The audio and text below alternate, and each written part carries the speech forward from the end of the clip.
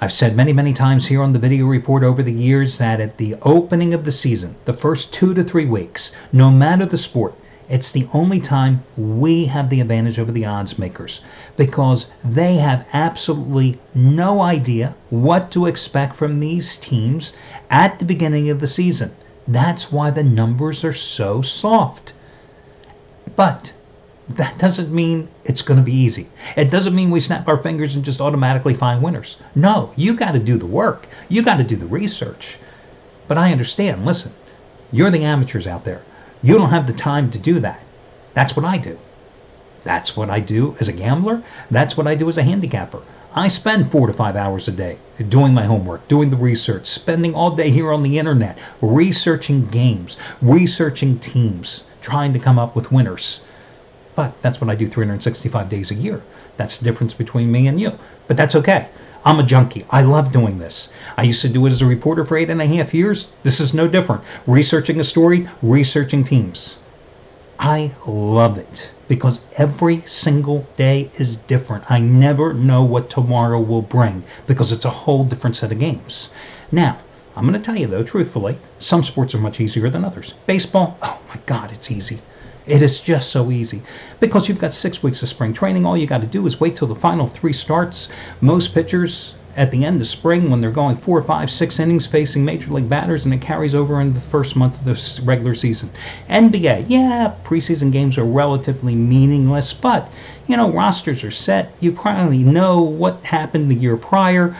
Other than additions through free agency and trades, you have rosters, you've got chemistry, and it carries over into the regular season. College football, okay, you have turnover, coaches, teams, etc. But you read so much about these teams during the off season. Then you have the spring games, you have the fall practice, blah, blah, blah. You know what to expect coming into the regular season. And there's not a hell of a lot of surprises.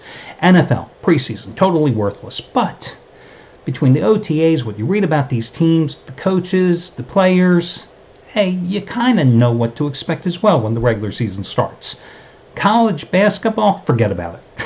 I mean, just forget about it. 330 plus Division I teams, just absolutely forget about it. I mean, it is just impossible. But there's a difference. That 2 to 3 week window, it's 4 to 6 weeks usually in college basketball where we have the advantage. But again, it's not easy. Absolutely not easy. It requires even more research. And I'll give you an example. So yesterday, I spent probably a good 4 to 5 hours researching the NBA and college basketball card. In the NBA, I had looked at a couple of games, Miami and Philadelphia, and the LA Clippers and Golden State. I liked the Clippers, but Golden State had the injury concerns, and I was going to come back and look at both of the NBA games later in the day. College basketball, I had 3 games that I liked yesterday. Oklahoma, it turned out to be a winner. Pittsburgh against Troy, turned out to be a winner. Texas A&M Corpus Christi, turned out to be a loser. So I was thinking I'm going to go college basketball yesterday, and I was kind of juggling between Texas A&M Corpus Christi and Oklahoma. Did I want to lay the points with Oklahoma on the road, or did I want to take Texas A&M Corpus Christi? Went back and forth. And then I thought, hold it.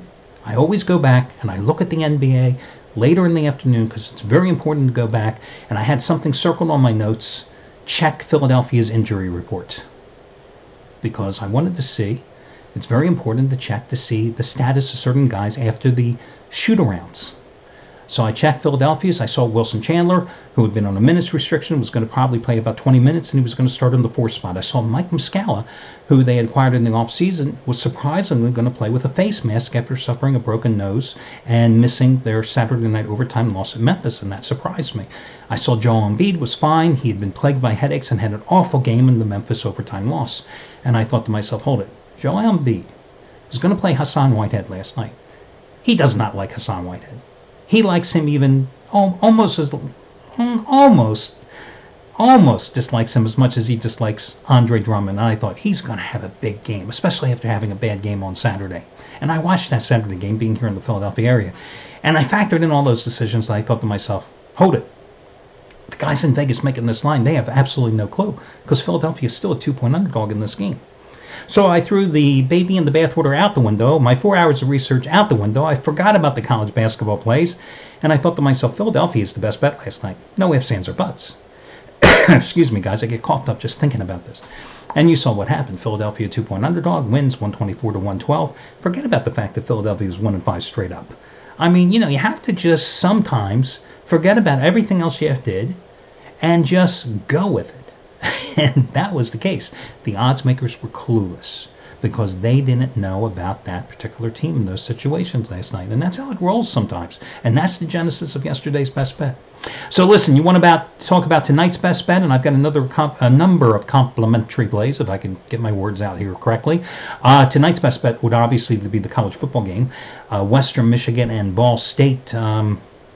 Shawn Michaels, who's been red hot in football tonight, going for winner number 13 out of 17 over the past 4 weeks. Tonight has a 100-dime max wager release, his 11th of the season in college football. He is 6-1 over the past 4 weeks with these plays. It's Western Michigan and Ball State. He's just had another 100-dime play and pat back this past Friday night with Syracuse over Louisville. You get it for over half price off by using coupon code SEAN. Winning as football handicapper at the site over the past 7 years, $10 bettors making a little over $17,000. And yeah, what more can I say about that, right? And you get it for over half price off by, again, using coupon code SEAN. As for me tonight, I'm skipping the NBA. I'm going back in college basketball. And I had my first college basketball best bet last Tuesday with Nevada getting the job done over BYU. Tonight, the best bet I feel is a game in Knoxville, Tennessee, between Tennessee and Georgia Tech. You get it for half price off by using coupon code HALF, HALF. As for me, it's another top-rated 15-dime best bet, number 35 out of 56. It matches last night's winner on the 76ers as I go for winning day number 78 out of 129. Excuse me, guys. I really do get all choked up talking about these games. So let's talk about a couple of games here tonight. Do college basketball first. College of Charleston tonight is a 2-point favorite at home against Rhode Island. Do you know the College of Charleston Cougars have the second longest home winning streak in all of Division I college basketball? 17 in a row. Do you know where they play? The TD Arena. There you go. Do you know who has the longest Division I winning streak? I do, but I can't remember. I read it earlier today and I can't remember, so the hell with it. We'll move on. Anyway, listen, they lost at Rhode Island last year, 68-62. Remember, Rhode Island had that veteran backcourt last year with Matthews and who was it, Mobley? They're gone. This is not the same Rhode Island team. They lost their head coach. They lost most of their veteran leadership. This is a rebuilding Rhode Island team, one that will still be good. But I don't think at this point spread that Rhode Island can be done. I got to tell you something. I read someplace, another handicapper today said he didn't like the point spread in this one. Play the game on the money line. Think about this now. He didn't like the point spread. Play College of Charleston on the money line. College of Charleston's a 2-point favorite, but he was encouraging his guys to play College of Charleston minus $1.30 on the money line. What lunacy! What stupidity! A 2-point favorite? You didn't like him on the laying the points, but you're telling people to play him on the money line? I understand. You think they'll win by 1, but you don't think they'll win by 2.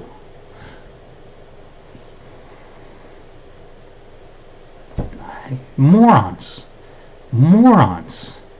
It's like some of these other it's like when you go and read tips. I used to publish a tip sheet, right? I love when you read tip sheets and they say about a 17-point favorite. We like this side. We like Arizona State today, and we like them 34-17. Okay. Or we like them 35-17. Yeah, really be definitive there. I always used to tell people one way or another. I gave them a side, and I gave it by a definitive margin. Let's not be a wuss about this. I just can't stand handicappers and publications that wuss out about these things. Anyway, I like the Cougars, a 26-8 team a year ago, a team that won the Colonial Conference regular season and postseason titles, and I like them tonight to avenge that loss. I like Colorado tonight, minus 14.5. Quick, which two Division I teams have not yet played their first games going into tonight? Canisius and Colorado. Colorado 10 days removed from their most recent exhibition game. Here's why I like Colorado here tonight. They're taking on a Drake team. Forget about how they did against Drake last year in the Paradise Jam or some crap like that. This is a totally rebuilt Drake team. New coach, new rotation, 4 new starters, a team that basically only had 3 scholarship players coming back from last year's team, a team that was rebuilt with grad transfers, walk-ons, and JUCO players.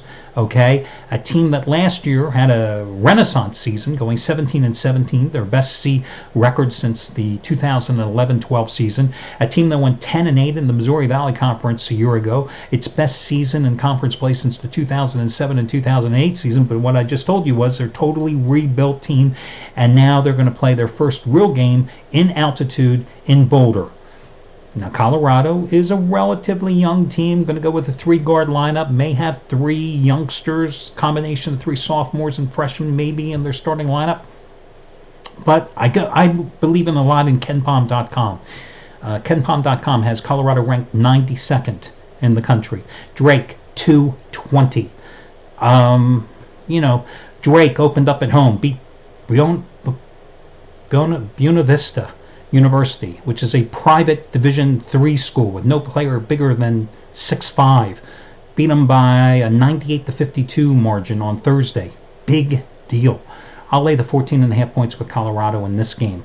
As for your college football game tonight between Western Michigan and Ball State, Ball State has not scored more than 24 points only once all season against any FBS school. This is a Ball State school that, their starting quarterback, Riley Neal, is going to miss tonight's game because of a knee injury. Drew Plitt is going to make his second straight start. He's a sophomore. In a 45-13 loss to Toledo, he was 29 for 47, 340 yards and 2 interceptions. Their leading tackler, a linebacker, Jacob White, is questionable with an ankle injury. They're banged up at the running back position. A lot of people, you may see them that they say that their top running back, a guy by the name of James Gilbert, is back, and he is expected to be back tonight, but he is no longer their starting running back. He is now their third string running back, so don't be fooled if you see that, their starting running back is back. He's now third string. He's been demoted. Western Michigan has totally collapsed, giving up a zillion points in back-to-back home losses to Ohio and Toledo. But keep in mind that Ohio and Toledo are among the top 3 scoring teams in the MAC. They are starting a freshman quarterback. He's making his second start, his third straight game appearance. I think Western Michigan will be able to move the ball effectively against a bad Ball State defense, a Ball State defense that has been unable to stop anybody on the ground all season. A Ball State defense that's given up just as many points in its last 3 games as Western Michigan has in its last 2. I think it's a good spot to lay the points with Western Michigan minus the 8. So again, the 3 picks, I like College of Charleston the most. Western Michigan would be number 2.